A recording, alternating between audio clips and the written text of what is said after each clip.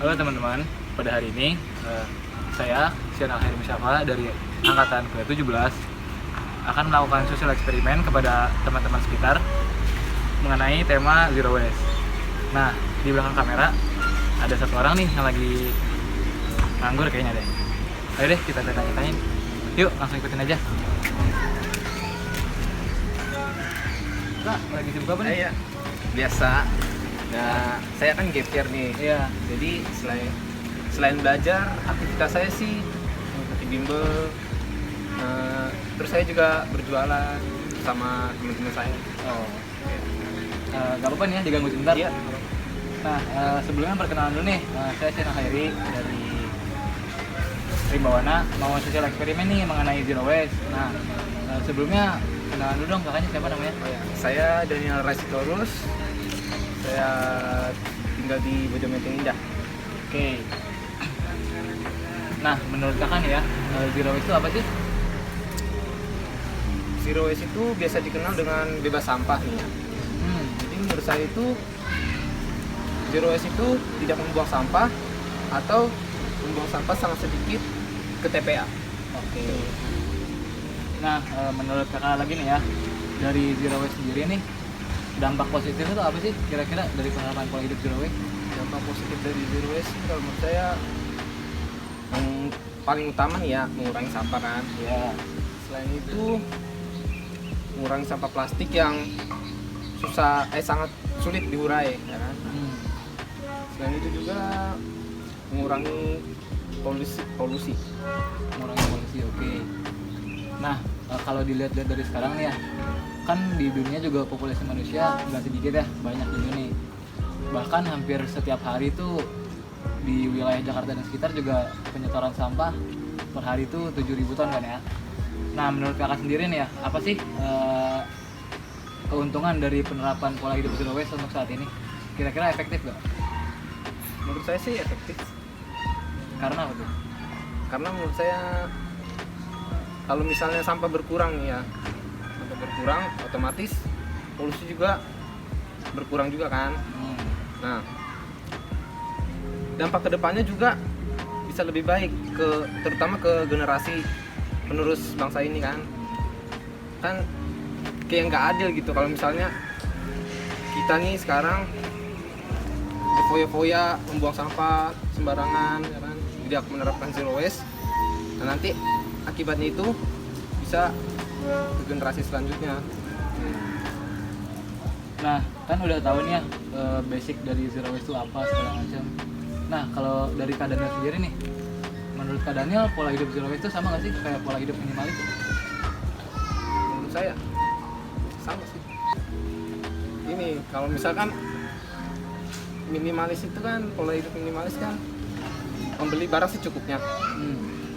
Otomatis hampir sama lah kayak dengan zero waste karena dengan membeli barang secukupnya mengurangi kayak plastik untuk membungkus barang itu. Udah itu aja Kak. Nah, terakhir nih Kak, kenapa sih kita harus menerapkan pola hidup zero waste dari sekarang? Kira-kira kenapa tuh kita harus menerapkan pola hidup zero waste? Sama seperti yang saya bilang tadi sih, jika kita menerapkan dengan sedini mungkin pasti efeknya ke generasi selanjutnya gitu. Oke, baik. Makasih banyak ya buat Kak Daniel udah mau diganggu waktunya. Mungkin next time kita bakal ngobrol-ngobrol lagi ya terkait tema yang lain. Makasih banyak ya Kak. Ya, sama-sama. Oke, baik. Kali ini gua bersama dengan salah satu teman gua. Di sini mungkin kita akan ngobrol-ngobrol sedikit mengenai dampak lingkungan yang sedang trending saat ini. Mungkin dari lu sendiri boleh memperkenalkan diri dulu ke teman-teman semua. Oke, jadi nama gua Jidan dari Bekasi. Oke, Zidan, baik. Nah, sekarang nih kita bakal ngobrol-ngobrol sedikit tentang zero waste. Nah, dari lu sendiri nih, menurut lu kira-kira zero waste itu apa sih? Zero waste itu mengurangi sampah plastik, penggunaan sampah plastik. Oke. Nah, tadi udah nanya sedikit tentang basically pengertian dari zero waste. Nah, sekarang gua mau nanya nih, manfaat dari penerapan zero waste tuh kira-kira apa aja? Manfaat penerapan zero waste ya, kalau menurut gue nih, Ya. kalau kita nerapin zero waste itu pasti bumi jadi lebih bersih. Kan sampah plastik berkurang. Karena limbah plastik itu yang paling sulit diurai. Lingkungan juga pasti jadi lebih bersih kan, kita hidupnya lebih enak. Oke, nah dari penerapan zero waste tuh kira-kira manfaatnya kan rata-rata bagus ya buat lingkungan semua. Nah selanjutnya kalau di zaman sekarang nih menurut lu sendiri penerapan zero waste tuh efektif nggak sih? Kalau zaman sekarang sih ya, mungkin kalau di luar negeri bisa, tapi kalau di Indonesia ngelihat orang-orangnya yang kurang disiplin, kayaknya agak susah. Oh, agak susah. Berarti faktor utamanya kurang disiplin kalau di Iya, Indonesia. kurang disiplin. Nah, yang terakhir nih Dan, kira-kira menurut pendapat lu sendiri nih, dampak dari penerapan zero waste tuh apa aja sih buat Indonesia? Penerapan zero waste, misalnya bisa nih di Indonesia, pasti kita bakalan lebih enak hidupnya, lebih bersih, udaranya lebih seger. Indonesia itu udara terkotor nomor berapa tuh di dunia? Tuh. Berarti intinya lebih ke udara ya, lebih Iya. ke kehidupan kita ntar 10 tahun ke depan gitu. Mm-mm. Oke, baik. Mungkin dari ngobrol-ngobrol tadi udah dapat kita tarik kesimpulan ya bahwa penerapan zero waste sebenarnya baik untuk kehidupan di masa depan.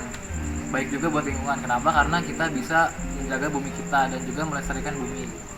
Karena sampah plastik itu salah satu faktor terbesar yang merusak lingkungan. Kenapa? Karena susah diurai.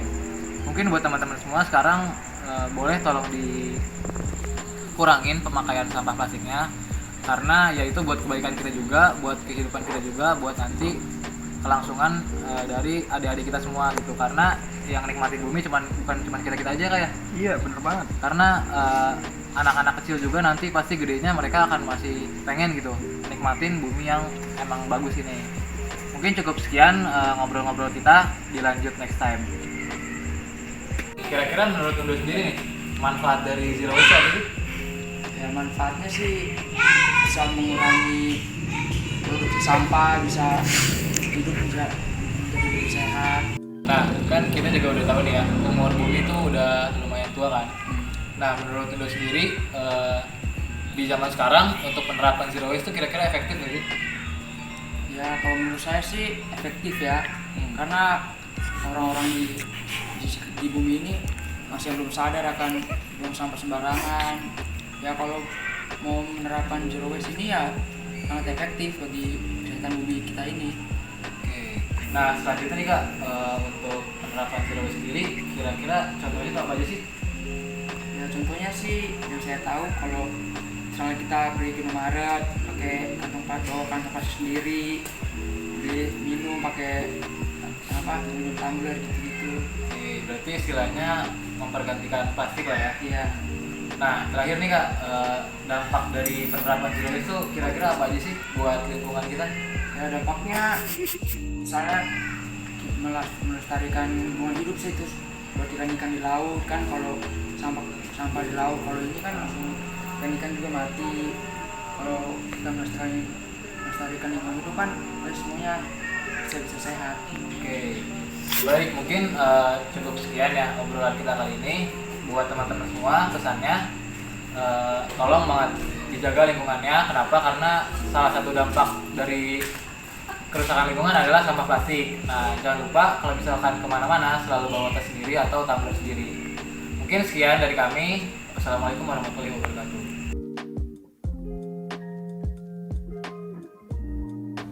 Assalamualaikum warahmatullahi wabarakatuh. Perkenalkan, nama saya Syifa Tresnakania atau biasa dipanggil Giti. Di sini saya tidak sendiri, saya bersama rekan saya bernama Sali Alia Febriani atau biasa dipanggil Papo dari angkatan 17 Farsha Sastra Nebula. Di sini kami akan menjelaskan tentang zero waste. Gaya hidup modern mendorong manusia untuk terus-menerus membutuhkan banyak barang.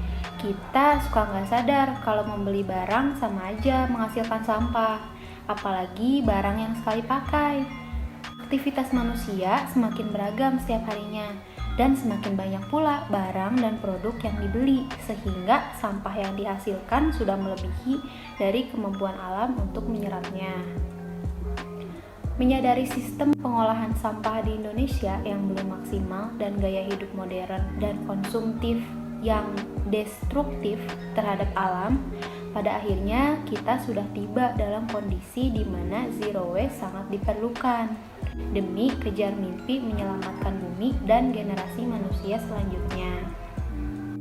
Nah, riset dari Kementerian Lingkungan Hidup dan Kehutanan atau KLHK menyimpulkan bahwa produksi sampah nasional di Indonesia mencapai 175.000 ton per hari. Rata-rata, satu orang penduduk Indonesia menyumbang sampah sebanyak 0,7 kg per hari.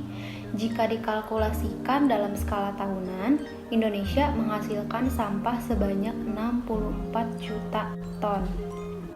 Indonesia termasuk ke dalam 10 negara dengan jumlah penduduk terbanyak di dunia.